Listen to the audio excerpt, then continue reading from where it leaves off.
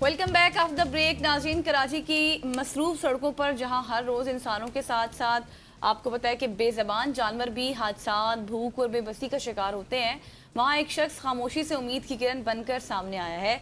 ना कोई बड़ी एनजीओ है, ना ही सरकारी वसाइल हैं, बल्कि सिर्फ एक मोटरसाइकिल और खिदमत का जज्बा है। और इसी जज्बे ने पाकिस्तान की पहली वन मैन एम्बुलेंस को जन्म दिया, जो जख्मी और लावारिस जानवरों को रेस्क्यू करके उन्हें नई जिंदगी देने की कोशिश कर रही है। आज हमारे साथ मौजूद हैं सैयद फैसल, जो इस मुनफरिद मिशन के बानी हैं और अब तक सैकड़ों जख्मी और लावारिस जानवरों को रेस्क्यू कर चुके हैं, उन्हें इब्तदाई तिबी इमदाद फराहम करते और महफूज मकामात तक मुंतकिल कर देते हैं।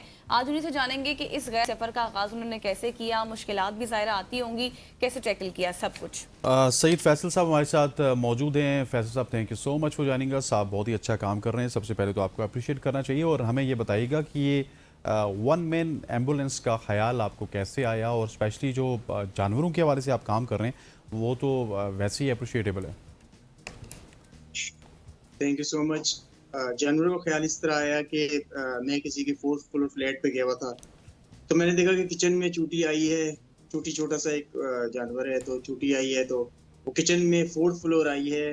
ग्राउंड से फोर्थ फ्लोर कितनी देर में पहुंची होगी, और उस किचन में मीठा कुछ भी नहीं मिलेगा, तो वो वापस जाएगी बगैर कुछ लिए, बगैर कुछ खाए। तो मैंने उन घर वालों से कहा कि अगर आप यही चीनी या मिठाई कोई मीठी चीज नीचे ग्राउंड पे रख दिया करें, तो चूटी इतनी देर ऊपर इतनी दूर आए तो उसको कम से कम अनाज मिल जाए, उसके लिए आसानी करें, उसके लिए वसीला बने। तो उन्होंने ये काम शुरू कर दिया। फिर उनको खुद भी उनके काम में बरकत शुरू हो गई।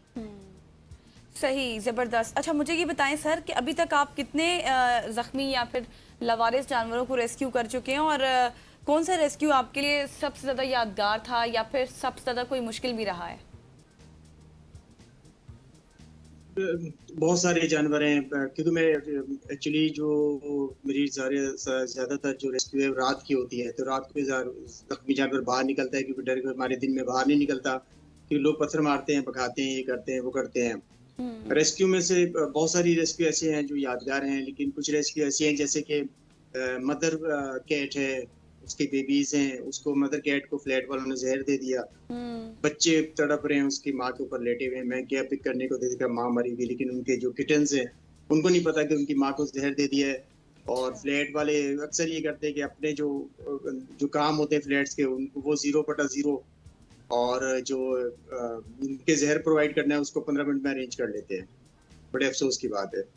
That's very unfortunate. अच्छा, ये जितने भी जानवर हैं इनको आप रेस्क्यू करके कहाँ पे मुंतकिल करते हैं? कुछ तरह की फैसिलिटी है, नहीं है? और क्या आप अकेले ये काम करते हैं या फिर आप अपनी टीम भी बिल्ड कर चुके हैं? इस हवाले से भी बताइए हमें।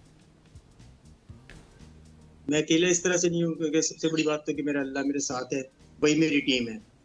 दूसरा ये कि मैं डिपेंड करता है केस पे कि वो शेल्टर जाएगा, पहले ट्रीटमेंट के लिए जाएगा, शेल्टर जाएगा, या कहीं पे रिलीज होगा, या सेफ उसके लिए जो बेस्ट जगह है उस जगह पे हम उसको ट्रांसपोर्ट कर देते हैं। सही सही। अच्छा सर, मुझे ये बताएं कि अब कराची जैसे बड़े शहर में इस तरह का काम करना, ज़ाहिर है बहुत सारे चैलेंजेस भी होते होंगे, तो फिर क्या किस तरह की मुश्किलात आती हैं आपको? सबसे मेन मुश्किलात में से एक मुश्किलात तो ये कि मेरे गन पे मोबाइल ही छिन जाते हैं, मेरे पैसे छिन जाते हैं। तो यही मुश्किलात में सबसे मेन ये। बाकी कि थोड़ा सा रोड्स का प्रॉब्लम होता है, लाइटिंग वगैरह की प्रॉब्लम होता है। पीछे से कोई एक बंदा आकर के मुझे हिट भी करके चला गया था। अच्छा। मैं बाइक पर था। जी जी। अच्छा, आपने कहा कि आप अकेले ही ये सब काम करते हैं, तो अब किस तरह से किसी जानवर के पास जाते हैं, उसको आपने रेस्क्यू करना है, फिर कोई जानवर एग्रेसिव भी होते हैं, एग्रेसिव जानवर भी होते हैं, तो उनको किस तरह से आप टैकल करते हैं? जानवर खुद देख के मुझे परेशान हो जाता है, वो कहेंगे अरे बंदा कौन है जो पत्थर मार रहा है। आपको देख के परेशान क्यों होते हैं वो? परेशान हो जाता है, कहेंगे ये जहर लेके आ गया गोश्त में, हाँ तो हाँ जहर ही दे देगा और कुछ नहीं करेगा। लेकिन उसको हाँ खुद यकीन नहीं होता है, हैरानी से देख रहा होता है। हाँ तो जब मैं उसको वो असल में जो हमारे एक दूसरे को जो देखना होता है ना, उससे वो भी समझ जाता है, उसको अकल होती है, बेजुबान होता है लेकिन समझता सब है। हाँ, ये बात तो है। अच्छा सर, फिर ये भी बताएं ना कि फिर अगर किसी जानवर के साथ कोई हादसा होता है, फिर आप उसको रेस्क्यू करते हैं, तो फिर कहाँ उसको मुंतकिल करने के हवाले से कोई स्पेस है कहीं पे ऐसे, या फिर इसी तरह से कहीं छोड़ देते हैं, या फिर उनकी फैमिली के साथ क्या होता है हिसाब? छोड़ नहीं सकते, क्योंकि एक पैरालाइज किटन है या कैट है या डॉग, अगर हम कैट को या किटन को पैरालाइज को रोड पे छोड़ देंगे तो डॉग बाइट पे आ जाएगी, एक्सीडेंट पे ऑलरेडी एक्सीडेंट पर ही होती है। फिर मेरे पास एक रूम है, मेरे घर के ऊपर रूम है, मैं 1 नाइट स्टे उस पे दे देता हूँ एज अ गेस्ट हाउस। मैंने इसको बनाया हुआ है कि मेरे पास 3 दिन 4 दिन 1 दिन 2 दिन वो रहता है। फिर हम सोचते हैं, सबसे पहले तो उसको मेन चीज है कि उसको उस रोड से पिक कर ले, उसको पानी खाना दें, उसको रिलैक्स कर दें, फिर सोचते हैं कि अब नेक्स्ट इसका स्टेप क्या होगा, क्या करना है इसके लिए।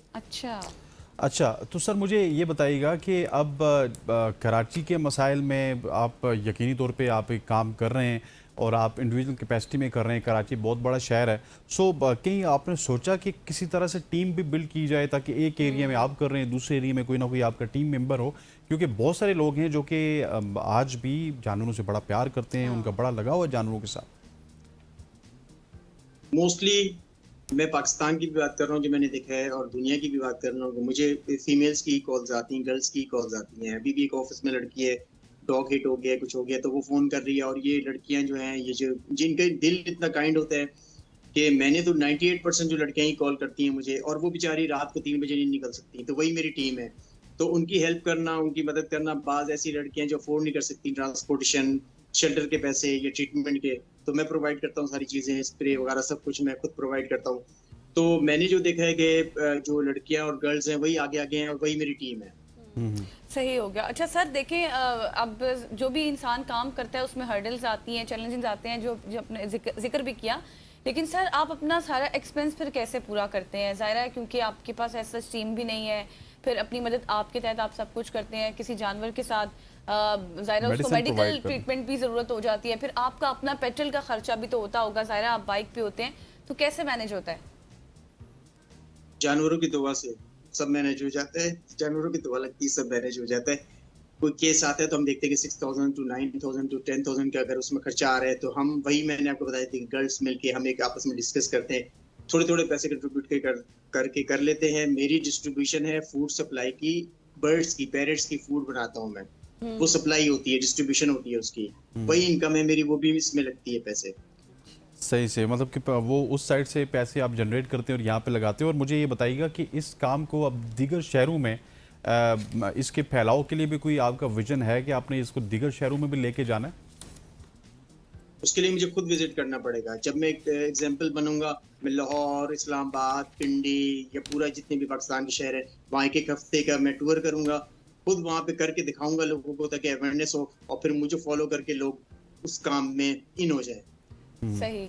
अच्छा सर, हमने एक चीज़ देखी है कि अभी भी मतलब नंबर्स ऑफ ऐसी तादाद है जो लोग जानवरों से उस तरह से प्यार नहीं करते, या फिर उनका रवैया जानवरों के साथ अच्छा नहीं होता।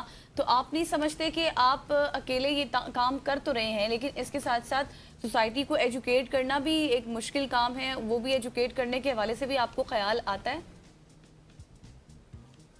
मैं तो देखिए, मैं जा रहा हूँ, मेरे पेनेफ्लेक्स पीछे बोर्ड लगा हुआ है, मुझे लोग देख रहे हैं, फॉलो कर रहे हैं, और जो लोग खाना खिलाना शुरू हो गए हैं, पॉट में पानी देना शुरू हो गए हैं। देखिए, जाहिल को मैं एजुकेट नहीं कर सकता हूँ। अब एक 40 to 50 ईयर्स का जाहिल है, उसको मैं जाके समझाने बैठ जाऊँ तो वो समझेगा ही नहीं, उसको अकल ही नहीं है। लेकिन आप ये एक वक्त ऐसा आएगा कि वो जब उसने कभी किसी जानवर को मारा होगा, जहर दिया होगा, जब उसका वक्त आएगा तो वो सोचेगा कि यार मैंने कितने जिंदगी में गुनाह किए, तो इस गुनाह भी, क्योंकि देखें जानवर बेजुबान है, उसकी जो है वो जब पुकार करेगा, फरियाद करेगा कि मेरे साथ ये बिल्कुल ऐसी है, और वो फरियाद यकीनी तौर पे, क्योंकि उसको कुछ सुनने वाला नहीं है, तो वो डायरेक्ट ऊपर वाले तक पहुंचती है। सीत साहब, आप बहुत अच्छा काम कर रहे हैं और इसी तरह से काम अच्छा करते रहिए। आपके वक्त का बहुत बहुत शुक्रिया। ख़वातीन व हज़रात, सुबह की सोच से इतना ही। मुझे गज़ल शफ़ और हमारी पूरी प्रोडक्शन टीम को कल तक के लिए इजाज़त दीजिए। अल्लाह हाफ़िज़।